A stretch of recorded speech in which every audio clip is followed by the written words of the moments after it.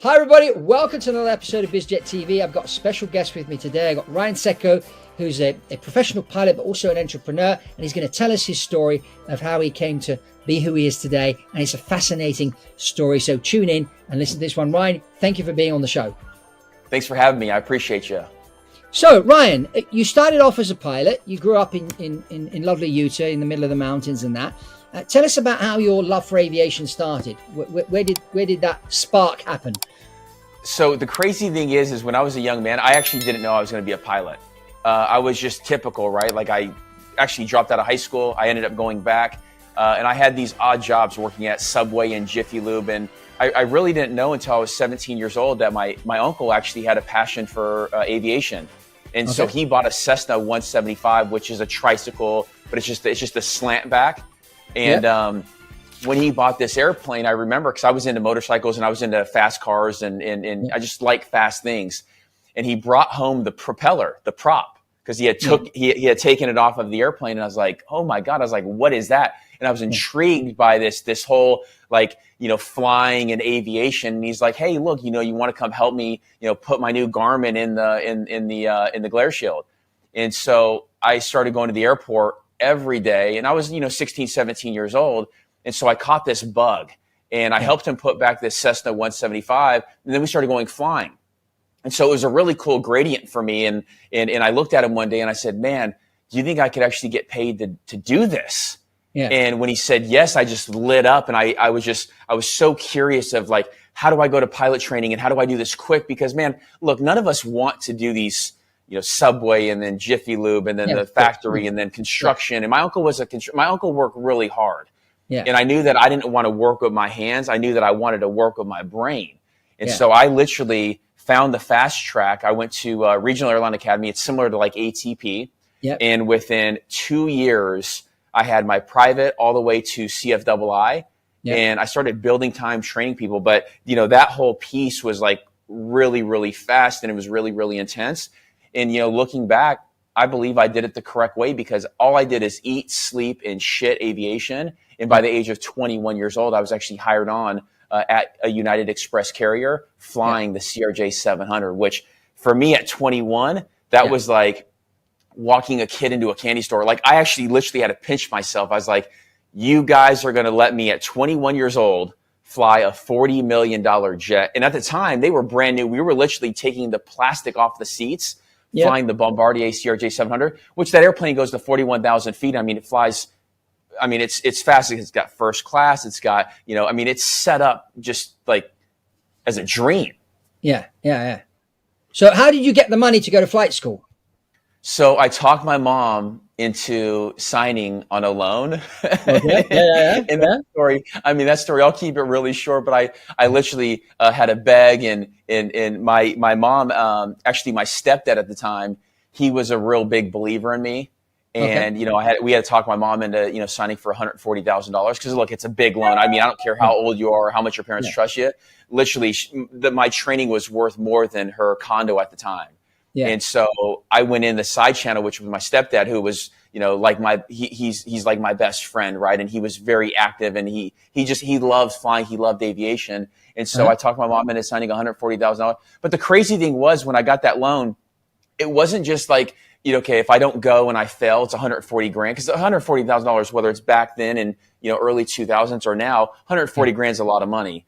And so I just knew I couldn't fail not only myself, but I couldn't fail my mother because that would have literally bankrupted her. Yeah. So you got into the airline fairly young. That's really good. In America, I got qualified as a jet captain at 22, flying citations. And then I flew for 5 years, private jets, before I got into the first airline. I was like 27 when I got in the first airline, through the Dornier 328 turboprop, then the jet, and then went on to fly the 737. Which is still, that's very young. Yeah, it's still very young. Yeah, exactly. Yeah. I'm actually shocked. I'm actually shocked at 21.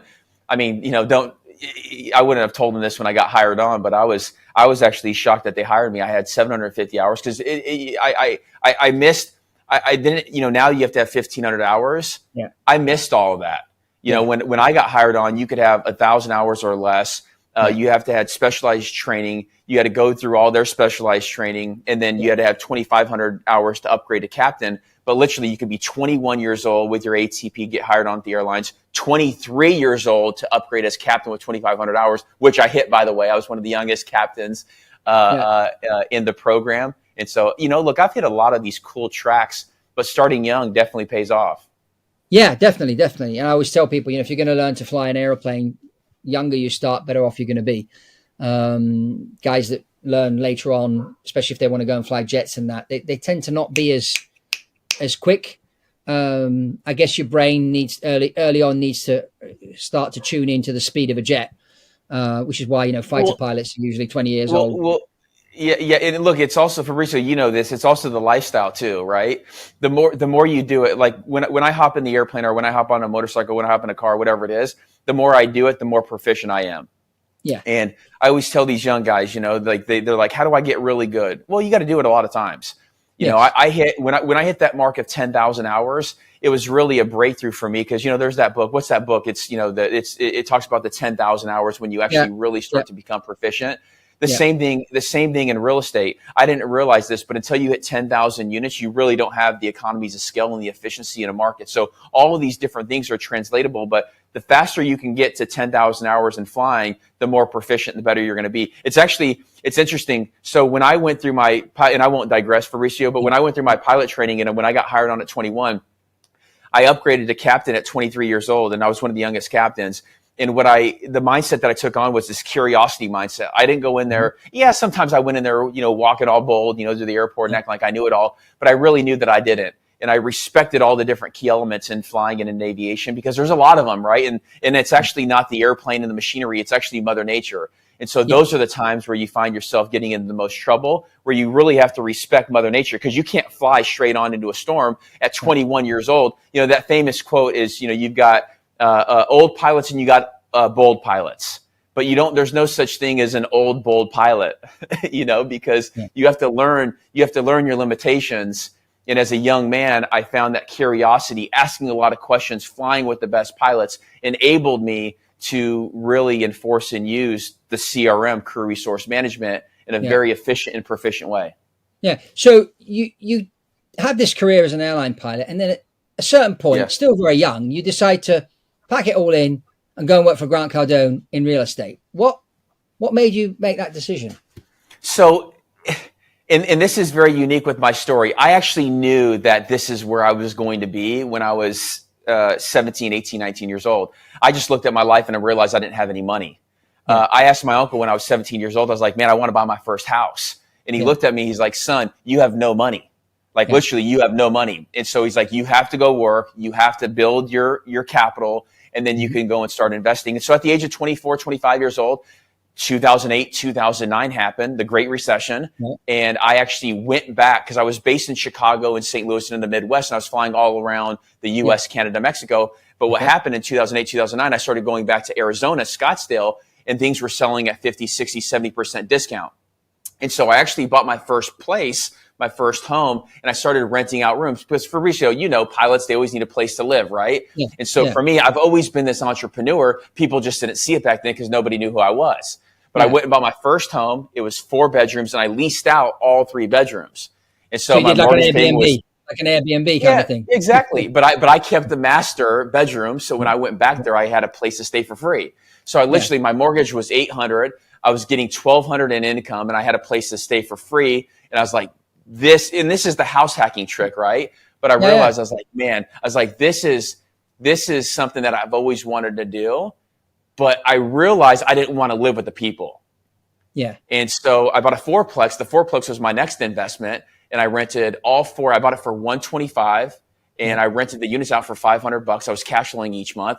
And I built up to 21 units, and I found myself, I was a manager. I was going to work at the airline, trading my time for money, and I'd come home, and I had 21 units where people were calling me like, hey, Ryan, can you come pick up the rent? Hey, Ryan, my toilet broke. Hey, Ryan, this, da-da-da. And I found myself going from making, whether it's $100 an hour flying for the airlines, to working at a job that typically pays a property manager, I don't know, 10, 20, $30 an hour. And so I was like, there's got to be something better. And so I did that for 4 years, and I hit the age of 30. Yeah. And I realized that I wanted to do something bigger. I wanted to do bigger deals. Okay. And I found a lot of these roadblocks, right? Like, number one, getting the deal. I mean, a lot of these guys, if they don't know you and they don't trust you, they're not going to award you a 150 unit apartment complex, right? The second thing was I realized that the bank, I didn't have any experience and I didn't have a property manager that could back me up because I didn't have, I had built this great real estate or this great flying, I call it my flying portfolio. Like, everybody believed in me. I was a trainer. I was a check airman. I was all these things. But when I went and transitioned to the real estate world, nobody knew who I was. Yeah. I had these cool stories, right? I mean, and that counts for something, but the bank does want to see experience. And then the third thing is I didn't know, like, once you have 50 grand or 100 grand or 200 grand, you run out of money. And so I didn't know how to raise money from outside investors. And then, so that I didn't have a network, but I didn't have the confidence. And so at the age of 30 years old, I started watching YouTube, what people are going to see us on today. Yeah. And I found the Grand Master Flex, Grant Cardone. I mean, everybody knows him now, but when I've been with him for 9 years every day. 9 years ago, we didn't know these mentors. We didn't know Grant Cardone. We didn't know all these people like we do today because social media wasn't as big back then. Yeah. And so I literally picked up the phone. I called his office and I said, I want to come work for you. Now, the craziest thing in the world, and this is what's cool about life, right, is you prepare for these moments in time. He was literally working through buying a G200, like going through due diligence. And so I called him. I said, look, I could fly for you, but I also want to work with you in the real estate department. He's like, well, what do you mean? He's like, can you even fly this airplane? It's like, yeah, I've got 10,000 hours and I've got 21 units. And he's like, look, come work for me as a sales guy. And literally, I got hired on 2 weeks later. I started working for Grant Cardone. And then 9 years later. You left the airlines. You quit the airlines and went straight to Miami. Yeah, and people thought I was batshit crazy, Fabrizio. People literally thought I was crazy. Like, you're giving up the 401k, the 18 days off, the captain's seat. I was literally getting slotted to go fly for mainline United. I knew I literally went up to Denver and spoke with the chief pilot. He loved me. He actually met me on a flight. Crazy story. Met me on a flight where there was a huge storm in Denver. But look, I had all these connections in aviation, but I gave them all up because I knew how big this was going to be with Grant Cardone. Yeah. So you landed there. So Grant hadn't quite bought his first jet yet. It was all happening when you got there. Yeah. So he literally was buying his first. It was a 2008 G200 super mid cabin, which at the time was a banger. I mean, it was a great deal, right? I remember the first time I spoke to Grant was the day after he bought the jet, the first jet. That's the first time I spoke to him when we did an interview and we talked. So I remember back then. Yeah. And he went through this kind of blind, like he was, but the one thing that Grant does know is he knows where to, like in real estate too, he knows how to buy a good deal. He bought the G200, had low time, 300 hours. It was like one owner. The guy was up from the Northeast, always kept it hangared. And I used to say we have one of the nicest G200s on the market because a lot of them were being used for like NetJets and all these places. They were being used, boom, boom, boom, boom, one flight after the other. When we got ours, it was really nice. It was well maintained. The carpet, the interior, everything was great. The engines were on the programs. The airframe was on the programs. And so when I took it over, it was a mess, but I was able to, in really quick fashion, I was able to get everything plugged into Abjet, which is now Jet Aviation at the time. We used them for our management. And I was able to get everything in line, all the manuals, and really get the aircraft in tip-top shape so Grant could start using it to travel all around the world. And then, once we had the G200, that's really what got me and Grant, hanging out every single day. And that's where the opportunities came in with the real estate and the flying. And I was doing both for a number of years, but we just got to the point where the real estate just got so big where we had to hire the two pilots for the airplane and the two pilots for the helicopter. Yeah. So, because I remember him telling me, he said, one of my pilots has a business with me. I thought, that's interesting. As I always call it, especially with private jets, you need a pilot with a brain, not just someone that can fly. Because, managing a private jet is, and the fact that, I think a lot of pilots that are watching this or listening to this, they may say, that's interesting. I can, still be a pilot, still do the flying, but also maybe get into business with the boss, which is something that you've managed to do. So how was that transition? How did you find the transition? Well, look, I mean, it's a good question too. So they're all interrelatable, right? And also interchangeable. If you're going to run a business, when you fly for the airlines, literally you go and you plop your ass into the left seat or the right seat, and you go fly the jet. You've got the maintenance guys who come and they handle everything. You got the dispatchers who handle everything. You've got, the flight attendants who handle everything. In general aviation, you don't have that. Grant didn't want a flight attendant. We didn't have a director of maintenance. We used Avjet, which was based in Burbank at the time. Now they got absorbed by Jet Aviation. But it was literally myself and the other pilot who ran everything. Yeah. And when you are, I'm going back to this word curious, and you want to be the damn best, you start asking a lot of questions. And so, when I was at the airline, I had a lot of great mentors. When I transitioned to general aviation, I had a lot of great mentors who had already been through it. And so I literally would call like 2 or 3 of my top guys and ask them all these questions. Hey, how do the programs work? Hey, how does all this flight planning work? Hey, how does the catering work? How does the hangar space work? And so I went through everything. And I started looking at all of the numbers. I remember it's a cool story. Grant asked me one time, he's like, hey, we're going into maintenance. What's the cost of this? And I kind of stuttered and fumbled a little bit, like on the cost of the tire, not being, it was like the tire was like, at the time, it was like 21 grand or whatever. Now it's probably 3 times that with inflation and everything else that's going on. Yeah. But he's like, Ryan, if I ask you what the cost is and you don't know, and you're just saying, oh, it's only, 21 grand.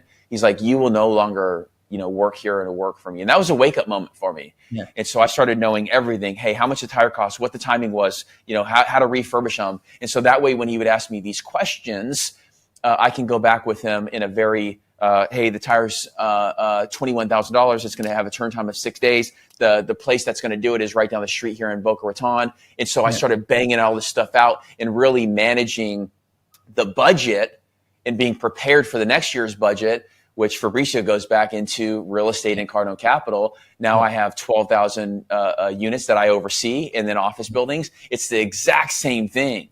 You budget for the year, you track, you trust, you got to verify. And so all of that stuff, managing this business, is the exact same. This is just bigger, but I like to say it's in gradients. And so for all the military guys and all the pilots, I highly recommend that you get really serious, because all your skills are translatable and transferable into real life, into business, where, now we crowdfund. We're one of the largest crowdfunders in the world.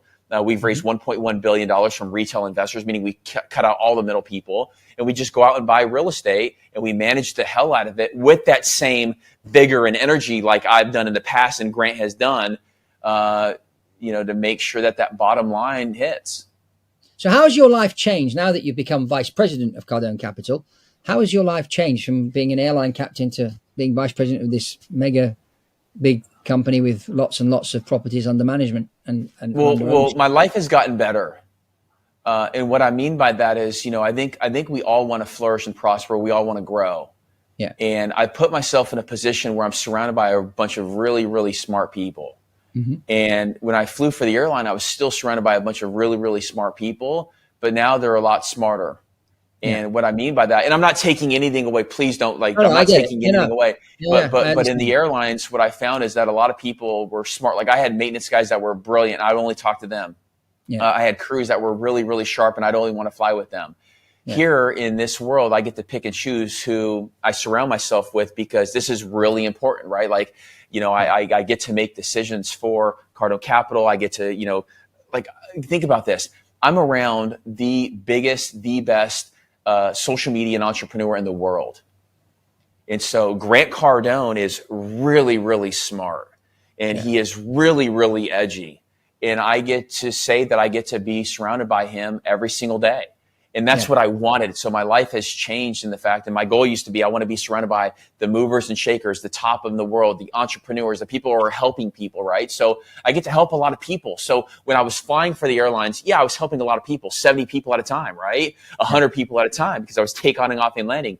Now it's tens of thousands, hundreds of thousands. And I get to not only share my story, but I also get to run and help Grant run this platform that, in my opinion, is changing the way people look at investing, changing the way people invest, changing the way people look at 401ks. This is huge. I mean, we are moving into a land of, I like to call ourselves pathfinders. We are changing the way people look at alternative investments. And so I'm blessed, I'm happy, and my life has changed in a phenomenal way.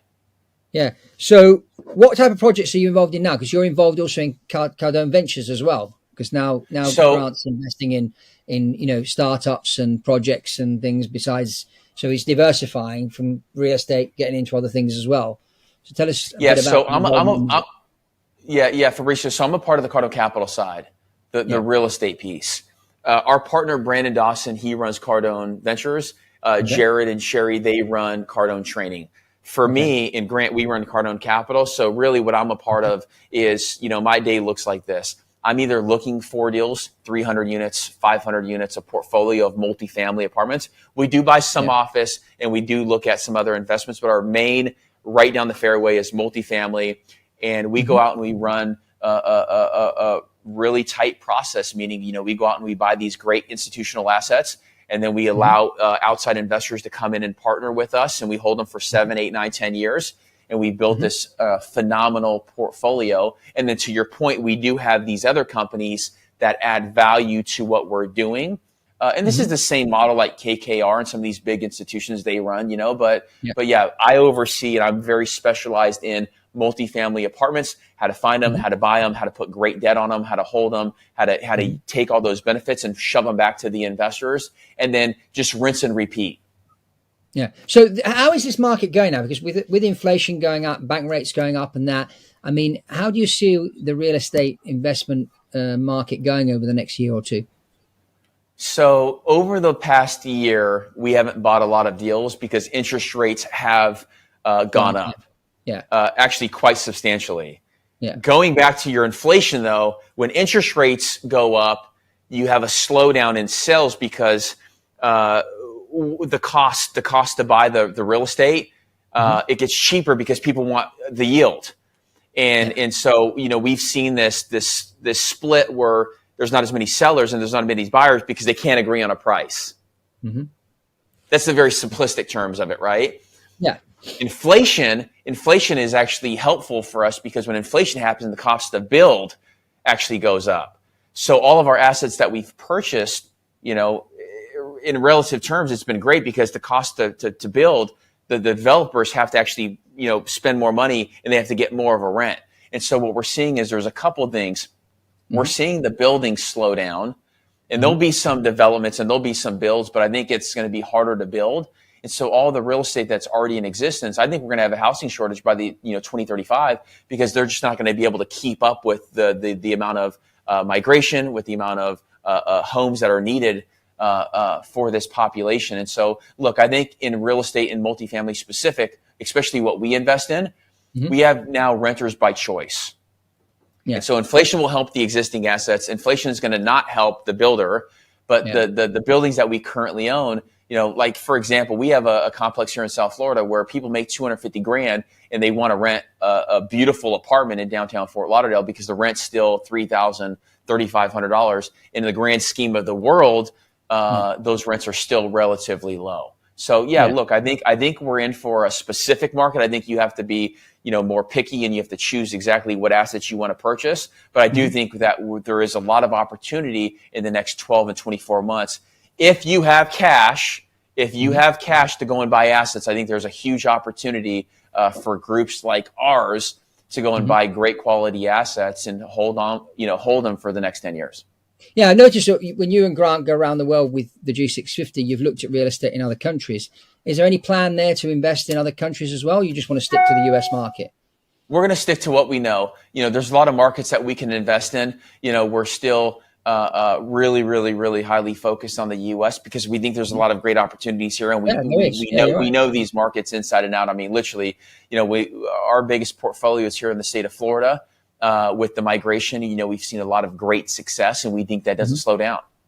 Yeah. Especially when you get into politics too. And I know you don't want to talk about UFOs and politics and all that stuff, but when you start but the next question is interesting because what's your whole take on how the economy is playing out in today's very divisive and contentious world?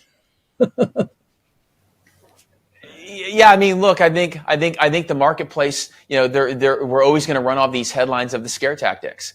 I'm not a conspiracy theorist, but I mean, at some point in time, everybody has to wake up and say, okay, is there only bad news? I mean, can there only really be bad news in life? Yeah. In my front view, there can't. And so, you have to take these headlines for what they're worth. and the controlling factors of what they are. For whether it's, the election, we have a huge election coming up, Fabrizio, in the next year.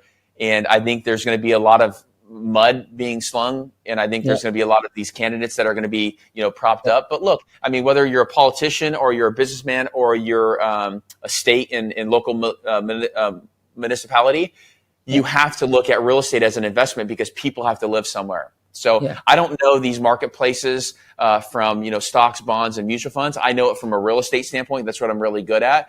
And I just go back to this underlying thesis. You have to have a place to live. Yeah, you need food to eat and a place to live. So investing in agricultural land or property, you can't go wrong because people are always going to need a place to live and food on the table.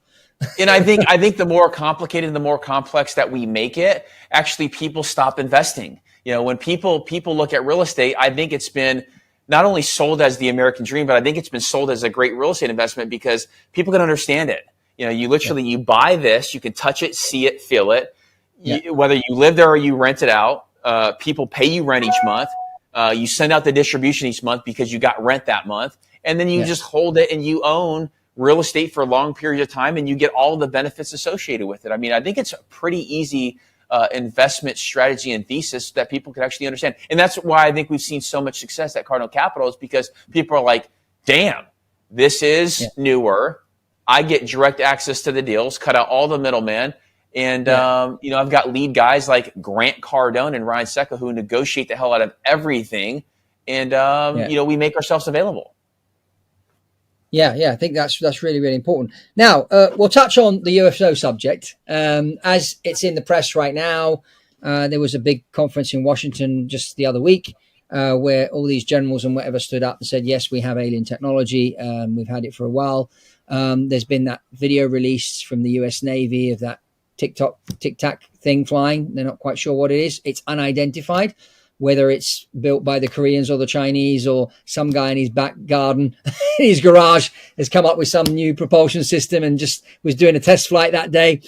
Or it comes from some alien planet. Who knows? Now, you being an aviator yourself, spent a lot of hours in the sky like myself. I've seen a couple of unidentified flying objects. I've never met with an alien, never had an alien land in my back garden. I've spoken to people that claim to have seen an alien or met with them or even gone on their spaceship. Now, whether this is true or not, I don't know because I haven't experienced it myself. Some of these people. But you want to, though, right? Fabrizio, you want to, though, right?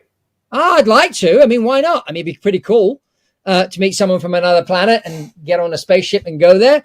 But, what's your take on all this? Is this another story they're trying to feed us or is this something that's actually real? I mean, what's your take?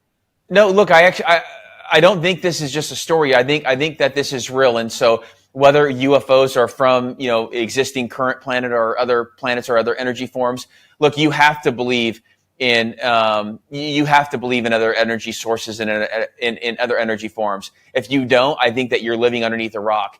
I do see the headlines. I do see these committees. I'm actually quite a student of these studies. I think it's very fascinating. I think it's very interesting. I think if you look back in history, there's a lot of signs that maybe we've missed or we haven't talked about. And look, this isn't a scary conversation. I mean, look, if there's other planets and other life forms, I think we should embrace that. I think we should explore it. And I don't think we should hide it. I don't think we should hide it. I've spent 10,000 hours in the air. There are certain things that you see from weather balloons to the northern lights to jets to afterburners to military operations. I mean, there are a lot of these factors that go into, what did you really see? Yeah. But UFOs, and what are they calling them now? So it's UFOs, unidentified aerial phenomena, UAP. Yeah, UAP. Yeah, that's the new one. So look, I mean, it's a real thing. Have I seen UFOs? Probably. Do I want to sit here and talk about UFOs? Are you going to look at me a little different? I don't care. I mean, I think that we're moving into an age where there's going to be more UFOs, more UAPs, because there's going to be more testing, and going into whether it's a UFO and or a human drone. I think we move into a world that looks similar to, you remember the Jetsons? Yep. How do we not move into that state? How do we not move into that world of flying objects? How do we not move into exploration of, I mean, look, Elon Musk is one of the great leaders that we currently sit and look at today, because he's willing to take risks and go and explore these other planets. He's going to, he's willing to explore. So I think we're gonna explore, and I think we're gonna see a lot of what we're currently calling UFOs, or what do they call them? UAPs. Yeah. I think this is going to be the story that continues to unfold, and I hope other people see them, and I hope I see more of them. Yeah, I mean, if you look, talking about history, you just look at the ancient Egyptians and the pyramids. And I mean, I just interviewed a lady on my podcast, Quantum Action podcast, the other week. She's an Egyptologist, spent 8 years in the pyramids, actually physically in the pyramids, translating stuff and whatever. And she claims to have been abducted by aliens when she was 9. She's written a series of books. She sent me a couple of her books. I just finished reading one just the other day. Fascinating story, written really well. Reads as a sci-fi novel. Now, is it fiction or non-fiction? I don't know. Fascinating story, but you just have to look up at the stars at night, and you can't not think that there isn't life on other planets. And then as soon as you have that thought, well, there's probably more advanced civilizations and less advanced. Now, if we focus on the more advanced, maybe they have been coming and going here. Maybe they did help the Egyptians build the pyramids, or maybe they did build them. Who knows? I mean, this lady I interviewed the other day, Elena Danan, she claims that the pyramids were built by the Egyptians with some help from people from another planet. So interesting. I mean, we are more in the air these days. Now we've got the electrical vertical takeoff and landing projects going on around. There's about 500 of them at the moment. None of them have been certified to flying passengers at the moment, but it's coming. Another 2 or 3 years. Hey, Fabrizio, let me ask you a question. So in her book, is she saying it's fact, or is she saying, so she's actually claiming that she was abducted by aliens in a UFO in that book? Yeah. Well, basically what happens is they beamed into her room, took her up to this ship, did some experiments on her. And then these were the bad guys. And then she was saved by another alien race. This is what she claims. Then she forgot everything because they did something to her brain. And then she kept having these dreams and whatever. And so just in 2018, a friend of hers said, you need to go and see this hypnotherapist, psychologist person, because he'll do this hypnotic regression. Because there's something going on there. So she went through these sessions, and during those sessions, she remembered what had happened to her. And then a whole new world opened up to her. And then she started writing these books and telling the stories of her so-called adventures with these aliens. Now, whether it's true or not, I don't know. She seems to be quite credible to me. But you get a lot of wackos in the UFO field. But I've read a lot of these books, and I've been to conferences and spoken to people and that. And I must say, something is going on. I can't pinpoint exactly what, but there's too many credible people out there from, former US generals and things like that are claiming to have seen things and had dealt with this, that, the other. And so something is going on. Well, there was this on the Joe Rogan podcast. I mean, look, he loves the UFO talk. He loves, interviewing the pilots. There's legit, whether they're active or retired pilots who in their training zones, off the coast of California would literally see hovering, moving different forms of these objects where they're like, they are unidentified. And you go back to the base and they don't know what they are. I mean, how is that not real? I mean, are we just living in this like blinder mentality where, we're not accepting anything that we can't explain? I mean, God, there's got to be things that we can't explain. Whether she's, telling the truth or she's not, I mean, for me, I always keep this open mind, going back to curiosity. Like, okay, well, what is the truth? Prove to me, because look, it's not a lie until they're proven that they're lying. Well, I'll tell you another thing. I interviewed a gentleman called Michael Schratt, who's an aviation historian. This is about 3 years ago here on Biz Jet TV. And we're talking about the TR-3B, which supposedly is an experimental aircraft built by Lockheed Martin. And it's not official that this thing exists. So we do the interview. He explains about all the different sightings of this TR-3B and how it works, and the patent that is actually registered online. You can look it up. You can see the patent registered for this this anti-gravity technology. This is how this thing is powered. So we published a video, and anyway, it's had over 150,000 views up until now. Now, someone could say 150,000 views isn't much, but wait a minute. If you read the reviews underneath, there's at least 30 to 40 people that claim to have seen this thing. And there's people claiming to have seen it in Turkey, in Saudi Arabia, in Oklahoma, Wow. in London, from all over the world, even like yesterday. And every week I get somebody comment on this video that they've seen this thing. So there's obviously something going on. It officially doesn't exist, but this thing is very silent. It flies really, really fast. It does 90-degree turns at like Mach 25. And it has lights on it. It comes down very low, sometimes slight humming noise. This is what people are saying that have seen this thing. So there's obviously something going on. I even interviewed Erin Lear, who's the granddaughter of Bill Lear, and she was telling me her uncle John, he was big into this kind of thing, and he had some interesting stories to tell.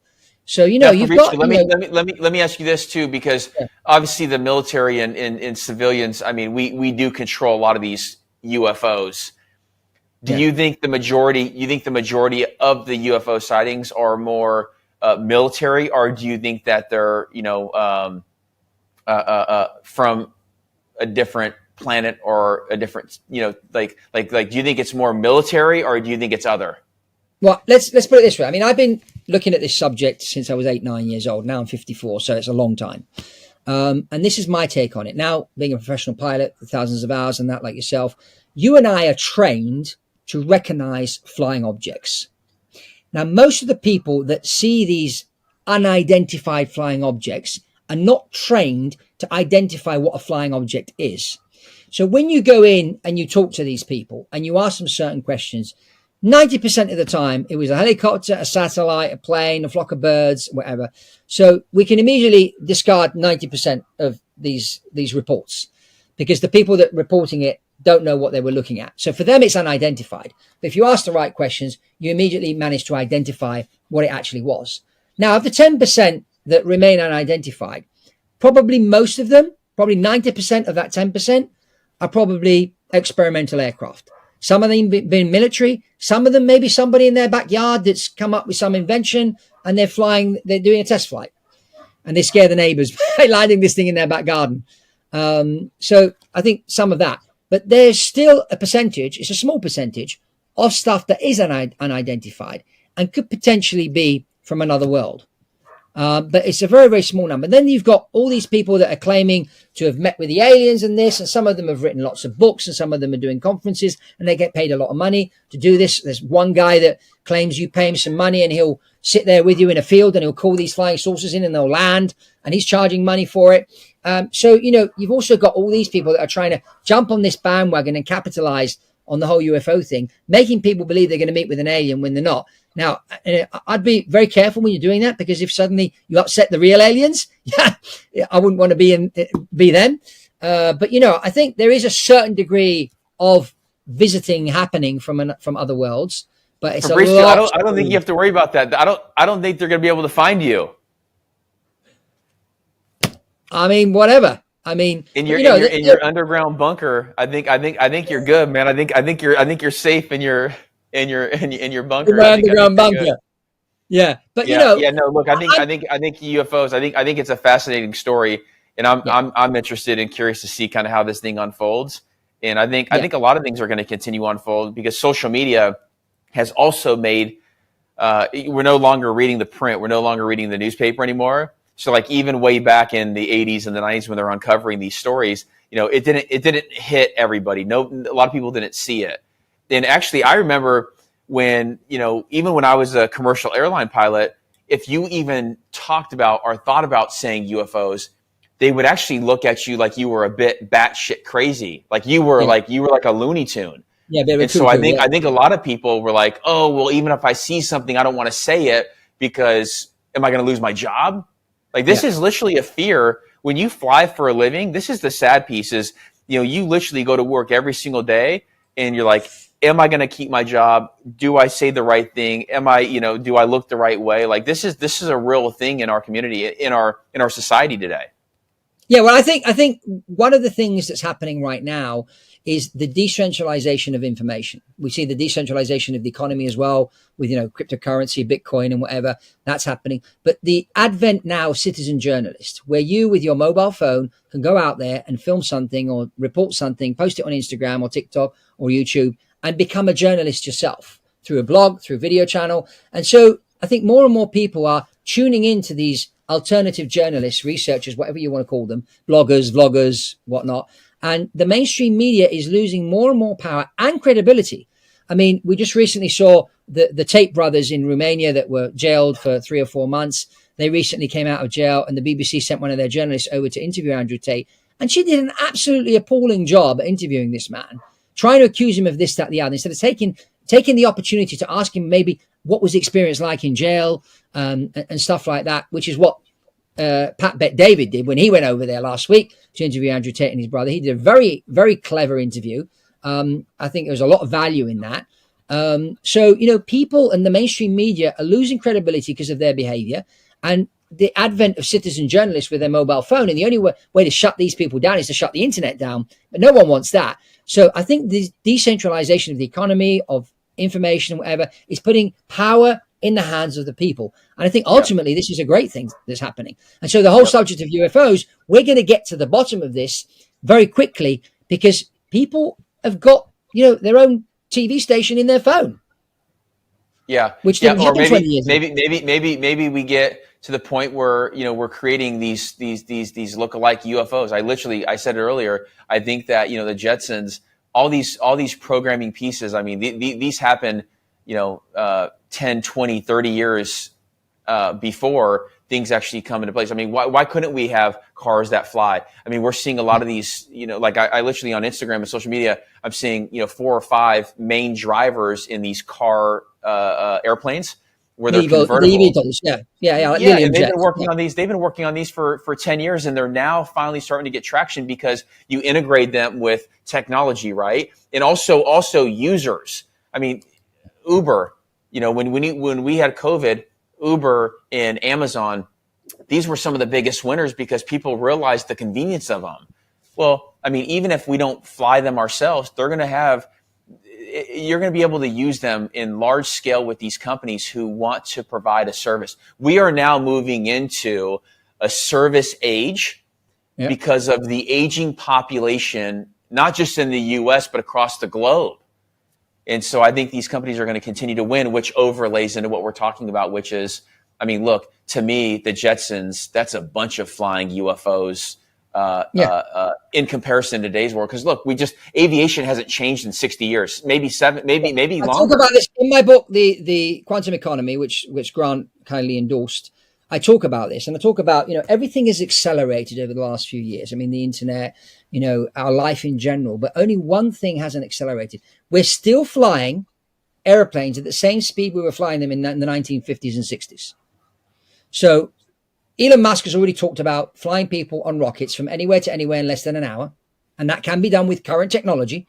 When William Shatner, the actor that plays Captain Kirk, flew up with Blue Origin and back down again in Texas, he could have easily landed in Australia instead of back in Texas. And that would have been, a 30, 40 minute flight. And that's coming. They're going to fly cargo first, and then they're going to fly people. That's coming. But I hope they call me. Hey, Fabrizio, I hope they call you and me so we can go fly them. Yeah, and this is the other point. When they talk about the TR-3B and the technology in the TR-3B, and assuming it exists or not exists, but let's think about it. Let's just go back a little bit. Yeah, what is the TR-3B? I don't know what that is. What is that? It's this flying machine that flies at Mach 24 that people claim to have seen. The one I did in my video. Right there. Yeah. Got it, okay.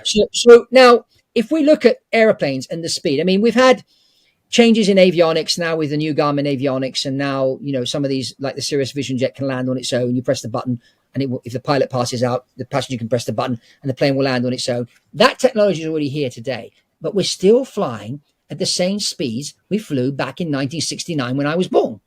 So why haven't airplanes accelerated? Or have they, and they're not telling us? And then if we look at, for example, the lunar landings, 6 ships landed on the moon, 12 men walked on the moon, and we haven't been back since 1972. Why? Now, some people say we never went there. Other people said we went and we saw something there, so we haven't gone back again.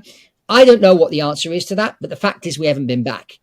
So is it, some people say there's an alternative or secret space program, and we have been going back into space with technologies that have been developed, but they don't want to disclose this information to people. So I don't quite know what's going on, but certainly we need to be increasing in speed in the way we fly. or the way we get transported from A to B.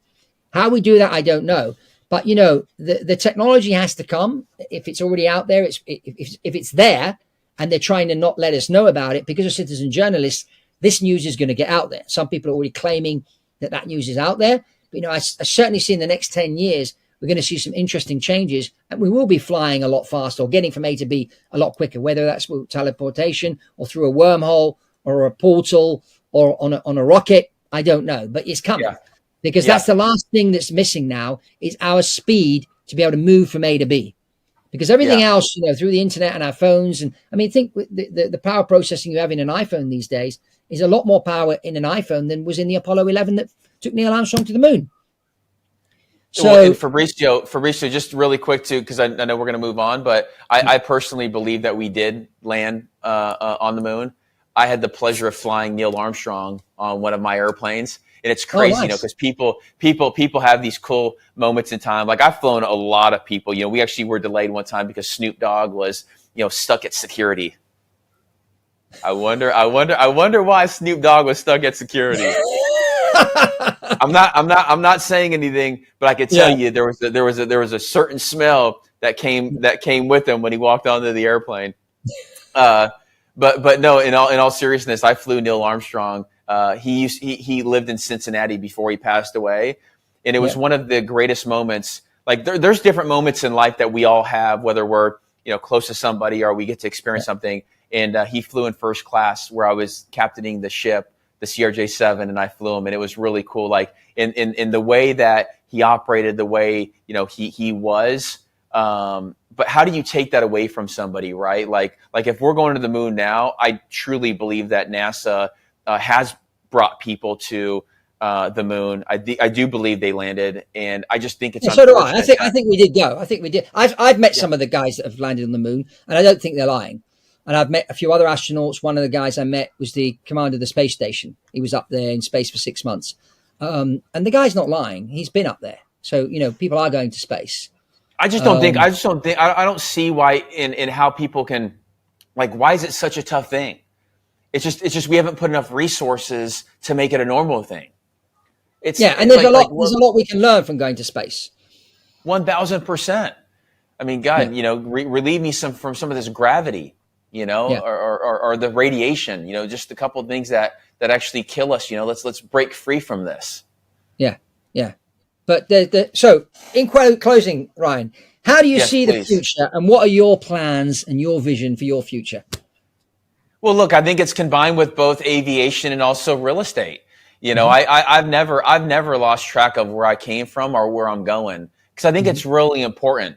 And the more that I get involved in the real estate community, the more I realize the synergies between aviation and space and real estate. They all come together. So I've really embraced my whether it's you call it two lives or my aviation background and my real estate background, but I do think that they have a natural fit. And I think the future has a lot of opportunities for both. I've never seen so much private GA in my life. Like I've never seen it the way it is right now, and the demand for it. Before, when Trump opened his shuttle from New York to DC, it didn't work because there wasn't a demand for it. Yeah. And there's obviously a lot of other moving pieces, but now you have ExoJet and companies like them where they're actually starting to see a lot of success between people love the New York, but they also love the Florida. And so I think that different markets, and again, I'm just specifically talking about the U.S. and these different markets, but I do think that whether it's aviation or real estate, I think there's a lot of opportunities. I think that we're going to see the way that operations are ran. I do think that entrepreneurs are going to continue to thrive. And, I'm a pessimist, but I'm also an opportunist, and I'm optimistic about, what we are going to see. And also, I hope and pray that aviation does change, because between you and me, I hope they call you and me and say, hey, look, you guys want to fly this rocket ship at several Mach to really thrill and energize that inner kid in us. Yeah. I mean, it's coming. It's coming. I mean, we've been a bit slow up until now, but I think, as I said, I think citizen journalists and the internet is just getting information out there, and they can only hide so much these days. So if the technology is out there, it's going to be out there. officially. Hey, just don't forget about your real estate guy over here, okay? Just know at heart, I still like flying airplanes. I like real estate because I can get my money working for me. Yep. But man, there is nothing like strapping your ass into a jet. And look, even if you're going 500, 600, 700 miles an hour, 50 feet above the deck, it's still thrilling. If we can go faster than that, like even like the SR and some of these monster airplanes, I'm willing to do it. Yeah, super. Ryan, thank you very much for being on Biz Jet TV. Everybody, remember to subscribe to the channel. Get yourself a copy of The Quantum Economy. Click on the link below for that. And we'll see you on the next one. Thank you. Okay, I'll just stop the recording here.